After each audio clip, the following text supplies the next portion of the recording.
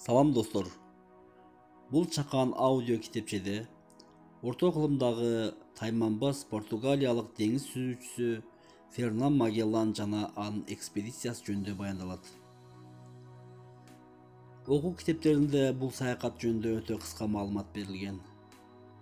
Кыргыз тилинде кеңири жазылган китепти учуратпадым. Ошондуктан интернет булактарынан орус тилиндеги маалыматтарды таап, аны кыргыз тилине которуп чыктым. Анда чыгарманы сиздерди угууга чакырам. Баштадык. Фернан Магеллан жетекчилигиндеги Испаниянын деңиз экспедициясы 1519 жылы 20 сентябрда башталып, 1522 жылы 6 сентябрда аяктаган. Экспедициянын курамы 5 кемеден турган жана өтө чоң команданы түзгөн. Айрым маалыматтар боюнча 265-тен 280 кишиге чейин. Ич ара козголоңдор, Тынч океанды кесип өтүүдөгү кыйынчылыктар, Филиппин жана Татымалдар аралындагы жергиликтүү жашоочулар менен болгон кагылышуулардын натыйжасында экспедициянын курамы кескин азайган. Бир гана кеме бортундагы 18 адамы менен Испания жээктерине жете алган. Экспедиция мындай жоготууларга карабастан соода алакасында ийгиликтүү деп эсептелинип, уюштуруучуларга чоң пайда алып келген. Экспедицияны жөнөтүү идеясы буга чейинки Христофор Колумбдун батышка карай сүзүп, Азияга жетүү идеясын кайталаган. Жаңы дүйнө болуп саналган Американы колонияга айланткан европалыктар, Индияны колония кылып алган португалиялыктар сыяктуу эле чоң кирешелерди ала элек болчу. Испаниялыктар Азияда жайгашкан Татымалдар аралдарына өздөрү сүзүп барышып, байлыктарга ээ болууну каалашкан. Ошол убактарда эле Америка бул Азия эместиги белгилүү болуп, жаңы дүйнөдөн ары Азия алыс эмес аралыкта жатат деп ойлошкон. 1513 жылы Васко Нуньес де Бальбоа Панама мойногунан өтүп, Тынч океанды көргөн жана аны Түштүк деңиз деп атаган. Ошол убактан баштап жаңы деңизди карай жол ачуучу кысыкты издеп, бир нече экспедициялар жөнөтүлгөн. Болжол менен ошол жылдары португалиялык капитандар Жуан Лишбоа жана Иштебан Фронш 35 градус түштүк кеңдиктерге чейин жетишкен жана Ла Плата дарыясынын чатына атышкан. Алар ал жерди толук изилдөөгө мүмкүнчүлүктөрү жетпей, өтө кеңири эстуарийди кысык катары эсептешкен жана артка кайтышкан. 1515 жылы Испания өлкөсү Хуан Диас де Солис жетекчилигиндеги 3 кемеден турган экспедицияны жөнөттү. Алар Ла Платага жетип, изилдөөнү кургактыктан башташты. Бирок капитандын өлүмүнөн соң экспедиция тез эле артка кайтууга мажбур болгон. Магеллан үчүн буга чейинки португалиялыктардын кысыкты издөө аракеттери жөнүндөгү маалыматтар белгилүү болгон. Ал да башкалар сыяктуу эле Ла Платаны Түштүк деңизге чыгуучу кысык деп эсептеген. Анын бул ишеними экспедицияны пландоодо маанилүү роль ойногон. Ал эгерде бул жол кысык болбогон учурда Азияга карай башка жол издөө үчүн даяр эле. Экспедицияга 2 жылга жетерлик азык-түлүгү менен 5 чоң кеме даярдалды. Кемеге жүктөлгөн азык-түлүк, сатуу үчүн алынган буюм-тайымдар жана курал-жарактардын жүктөлүшүн, жайгаштырылышын Магеллан жеке өзү көзөмөлдөп турду. Кеме бортуна азык-түлүк катарында жакшы сапаттагы катыраак нандар, вино, оливка майы, уксус, туздалган балык, кургатылган чочко эти, буурчак, ун, быштак, бал, бадам, анчоус, мейиз, кара өрүк, кант, биалма вареньеси, горчица, каперс, уй эти жана күрүч жүктөлдү. Күтүүсүз кагылышуулар жана коопсуздукту камсыз кылуу үчүн 70 замбирек, 50 аркебуз, 60 арбалет, 100 комплект лат, соот кийимдер жана башка курал-жарактарды алышкан. Соода товарлары катары кездеме, темирден жасалган буюм-тайым, аялдардын кооздук зер буюмдары, күзгү, коңгуроолор жана сымап, аны дары катарында алышкан. Экспедицияны жабдууга жалпысынан 8 миллион мараведиден ашуун акча жумшалган. План боюнча кемелерге 230 моряк болуш керек эле. Бирок экспедицияда булардан башка штаттан тышкары мүчөлөр да бар эле.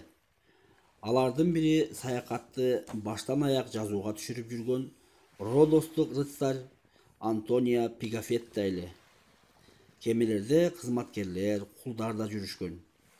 Кулдардын арасындагы Суматра аралында төрөлгөн Магелландын кулу Энрикени котормочу катарында алышкан эле.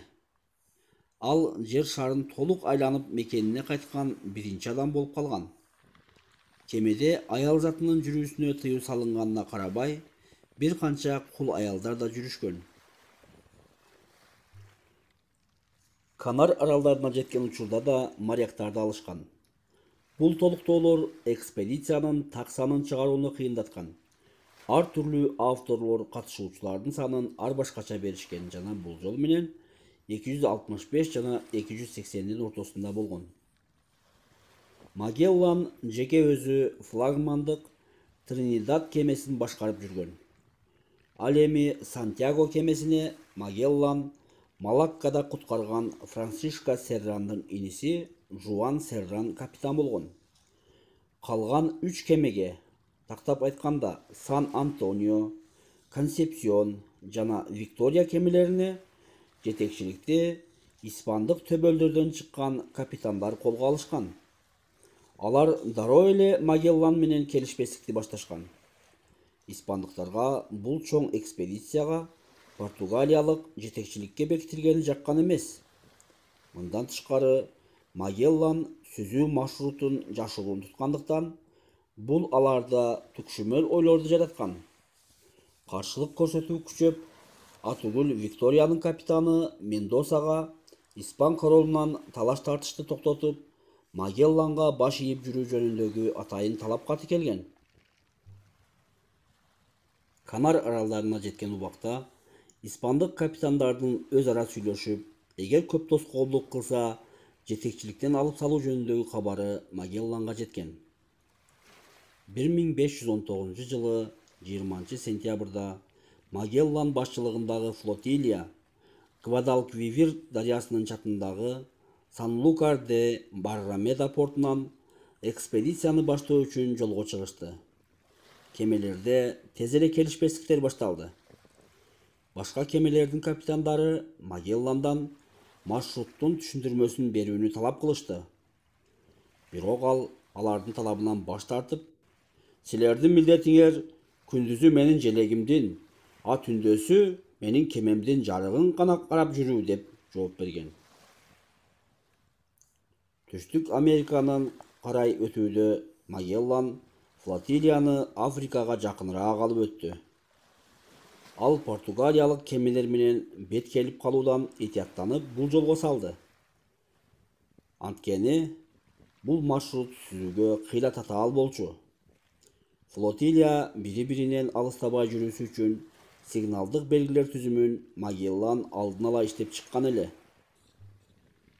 Ар күнү кемелер рапорт берүү жана көрсөтмөлөрдү алуу үчүн өтө жакын аралыкка сүзүп келип турушкан. Сан-Антонионун капитаны Картахена кезектеги бир рапорт берүү учурунда субординацияны көз көрүнүп бузуп, Магелланга капитан генерал деп кайрылуу ордуна жөн гана капитан деп кайрылган. Картахена бул экспедицияда орду боюнча Магелландан кийинки эле даражадагы адам болгон. Кезектеги бир канча күн аралыгында да Магелландын эскертүүсүнө карабай мындай кайрылуусун уланта берген. Магеллан Бул көрүнүшкө кайсы бир матрос кылмыш жасап, ошону талкуулоо үчүн бардык капитандарды Тринидадка кеңешмеге чакырганга чейин чыдап жүрдү. Бул жерде да Картахена тартипти бузуп, капитан деп кайрылды. Бирок бул жолу ал өз кемесинде эмес эле. Магеллан аны дароо жакасынан алып камакка алынганын жарыялады. Картахенаны флагмандык кемеге эмес, анын тарапташтарынын кемесине камап коюшту. Сан-Антонио кемесине Магеллан өзүнүн тууганы Альваро Мешкитаны капитан кылып дайындады. 1519 жылы 29 ноябрда флотилия Бразилия жээктерине жетти. Ал эми 26 декабрда мурда кысык болушу мүмкүн деп саналган Ла-Платага жетишти. Сантьяго кемеси текшерүү үчүн батыш тарапка жөнөтүлдү. Бирок ал тез эле бул жерде кысык эмес, чоң дарыянын чаты экендигин аныктап кайтып келди. Экспедиция акырындык менен жээкти изилдегенче түштүккө сүзүп бара берди. Бул жээктерден европалыктар биринчи болуп пингвиндерди көрүштү. Түштүктү карай сүзүү шторм шамалдарынан улам акырындык менен жүрдү. Кыш жакындап калган эле. Бирок дагы эле издеген кысыктан дарек жок. 1520 жылдын 31 мартында флотилия 49 градус түштүк кеңдикке жетип, кыштоо үчүн Сан-Хулиан деп аташкан бухтага токтошту. Кыштоо мезгилинде капитан тамак аш нормасын кыскартуу чечимин чыгарды. Бул чечим алыс сүзүүдөн улам чарчап чалыккан моряктардын нааразычылыгын күчөттү. Мындай нааразычылыктан Магелланга канааттанбай жүргөн башка капитандар пайдаланмакчы болушту.